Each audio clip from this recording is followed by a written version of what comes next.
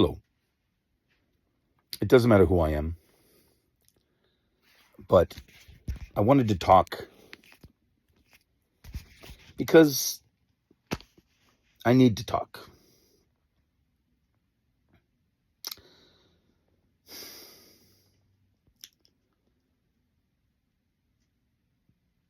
The world, as we understand it,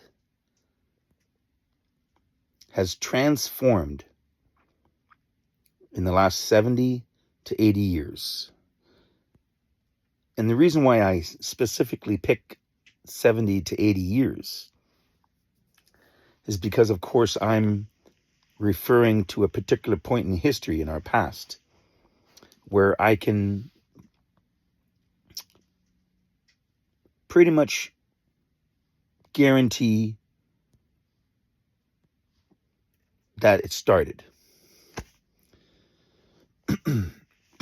There has been a great conspiracy thrust upon the human race, most likely the greatest lie ever told. Next to, of course, that there is no creator, which is the greatest lie that was ever told. I suppose what I'm trying to say is I'm just going to say a bunch of stuff.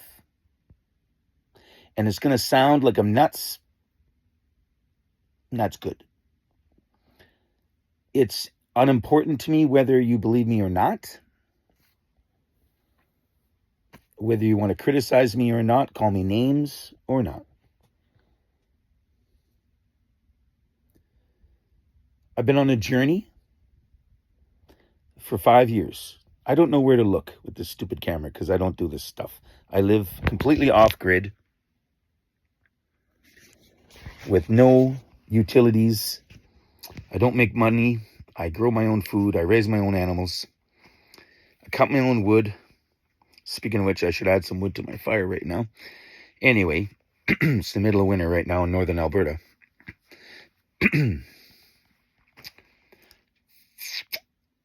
I'd love to give you a synopsis of my life for the last 5 years. I'd love to be able to tell you who I am, what my credentials are.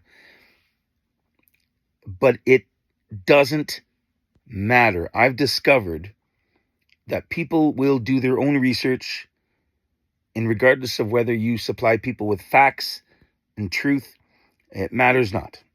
It really doesn't matter. But what I have discovered is one thing. What does matter is altruism.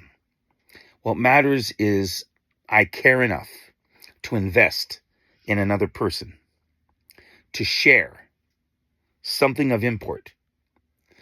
Whether they receive it or not is fine. But they need to know the only reason that I share it is because I care. This is predominantly what's wrong with most interactions in this world.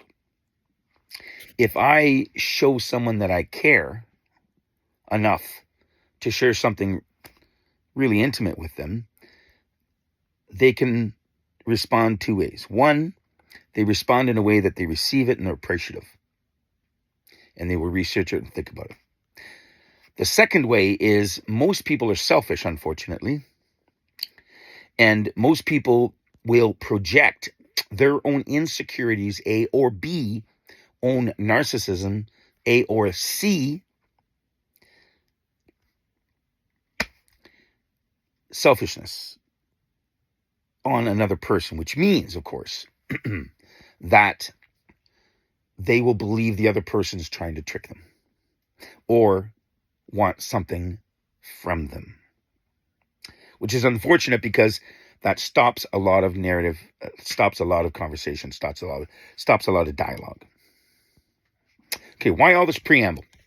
Well, because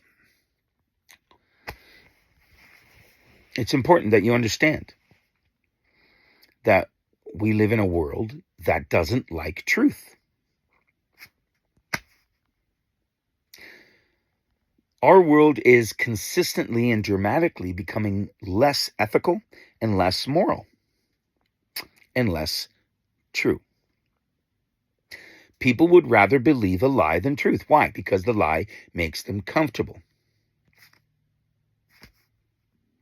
If people would just be honest about the fact that they don't know the truth about something, then that would open them up to the idea that possibly they don't know something, and that possibly might be stopping them from accomplishing or being who they need to be. There's a question someone once asked me. Absolutely fascinating. 2 questions, actually. The first question is, did you ask to be born? Did you ask to be born? Well, it's ridiculous. Of course not. None of us did. Right? The wizard Gandalf told Frodo in the Mines of Moria that we do not choose the time in which we are born. But what we can choose is what to do with the time that we have been given. Right? The old Latin phrase, carpe diem, seize the day. Well, we didn't choose to be born. The greatest day in your life will be when you figure out why you were. It's true. My twin brother, I have a twin brother, identical twin brother. He believes that he was born to share the truth of the world, to wake people up. I'm not so sure, but that's what he believes. I still haven't figured out the reason why I'm born and living. I hope one day I'll find out why. The second question, we've all been asked our whole lives, what do you want to be when you grow up? Well, here I am. I've grown up. Almost 60 years old. But when you're younger, you're asked this question. And this is, I believe, driven by the idea that adults want children and young adults to be able to formulate a path and then be able to instigate the behavioral patterns and the learning needed to be able to get them on the road to success. That's the reason for the question. Very seldom does any answer to that question find its fruition. It's very rare. Because there are too many variables. Environment, people in your life, economics. So these things literally shape you growing up. And yeah, we have this wonderful idea of what we want to be because of our passions, things that interest us as children and young adults. But generally, it's outside forces that force us into a particular path, one that possibly we don't even want to be in. So we're all asked that question, but what question we're not asked is this one. What do you want to be now? You see, now that's interesting, isn't it? What you are now, what you focus on now, will determine who and what you are in the future. When you are distracted by many things that this world purposely puts in your path to distract you, that will determine where you are. This is why today we have a crisis. Nobody's talking about it, or very few, but we have a crisis with our young people and our young adults. There's too many distractions. You know, we've all heard the stories. Our parents walked to school uphill both ways. What that meant is that life was tough. And when I was growing up, I would work 16-hour days in deep deep cold. Why? Because I had to make my $6 an hour. Now, I can say that to my granddaughter or my grandson when he complains about working 8 hours in a retail store. But it doesn't resonate, and it's pointless because the work ethic has changed in our world. Most people work from home now, which is quite ridiculous to me. And we have the internet, and we have the age of information, and people making money doing absolutely nothing. You can't tell me that customer service on the internet via whatever means of communication you want to use is actually work. It's doing anything for this world. It's not. There's so many jobs created by the information age that really aren't jobs. Oh, they provide income and their money for people, but it's not helping our world. And it sure as heck isn't building our world. And so people may argue with me on this point, but the reality is we live in a world where a lot of the next generation growing into adulthood are picking occupations that are not helping this world. Case in point, the trades. We don't have enough people to build the houses that we need for the immigrants and the next generation coming up. There is no housing, folks. You need people to be able to build these houses. So what? What are we going to have? A bunch of high-rises? Well, I've read enough dystopian novels to suggest that that's what the future holds. Cities of 100-story towers, housing communities, because nobody can afford to buy a house. Just look at the situation in Australia right now. In the last 2 years, houses have doubled in price. So a house that you would buy, a 2,000 square foot house for $490,000, is now over $1 million. Nobody can buy a house in Australia. And we are this close behind Australia, just so you know. This close.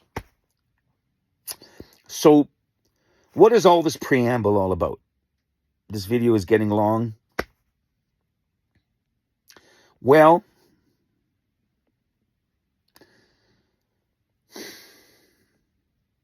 the earth is not what you think it is. There is a religion in the world that has taken over the world. And it's not what you think it is. The religion is called scientism. It's where 2 generations of humans have been raised believing that science knows all.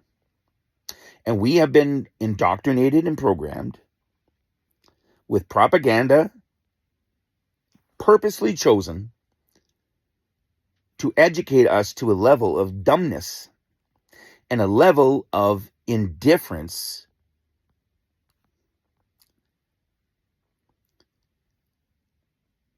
that we cannot nor will not entertain the idea of an alternate thought other than what we have been taught. It's true.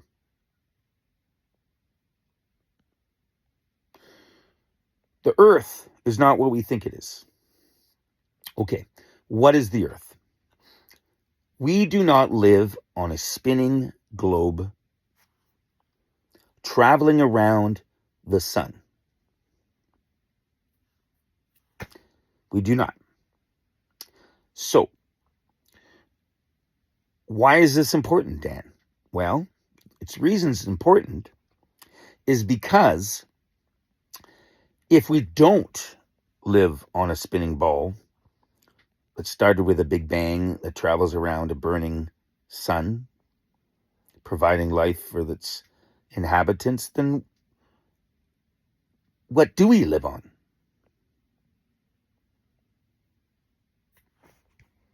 We live on a stationary, unmoving plane in an enclosed system that provides everything we need.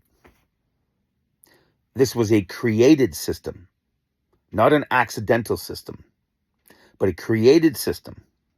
Now, regardless of who you believe the creator is of this system, although I could tell you if you so wanted me to, but once you understand that idea, scientism, the religion, whose priests dress in white robes, who have the backing of huge money, corporations, governments, and elite financiers,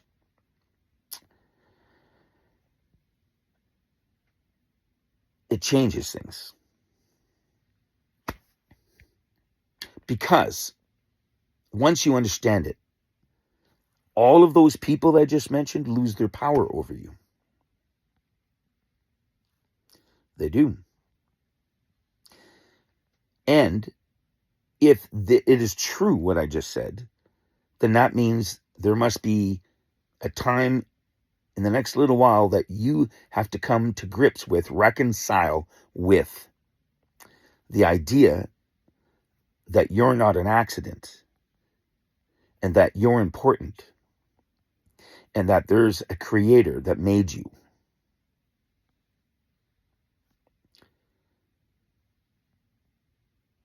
And that reconciliation that happens in your life with the understanding of where you live will change your life forever.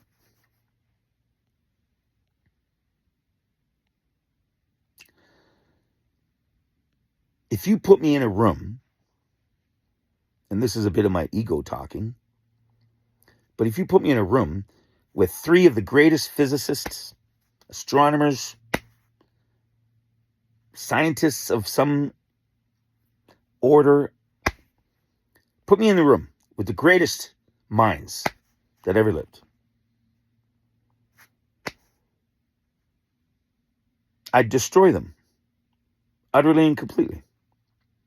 Not because of malice, but because their degrees and their experience are all based on a lie. And if you know that, and they don't know that, and you have the truth, they will not be able to touch you with a 10-foot pole. And I want to just encourage you to search out the idea that you are wrong. Oh, I don't like that, you might say to yourself. Screw you. Who cares? I'll just move on my merry. You know what? Go on. Move on your merry. But here's the problem. When you realize that 99% of the problems in your life, whether they be financial, personal, spiritual, economical, work-related, whatever your problems are, okay, you're still going to have those problems, regardless of whether you believe the world is flat or not. But I can promise you this. If you are willing to research the idea that everything you've been taught about the world is incorrect, all right, you will discover something. You're powerful. You're important. And all these problems that used to be so overwhelming for you, they cease to become very important at all. I can promise you that. And like I said, it doesn't matter to me, regardless of whether you believe this or not. What matters is you. What happens to you? That's what matters. I'm going to be posting more videos, but I thought I would post this one out there in the hopes that maybe someone can ask me some questions and I can help them out. Because we're all in this together, literally, physically, and spiritually. Take care, guys. Bye.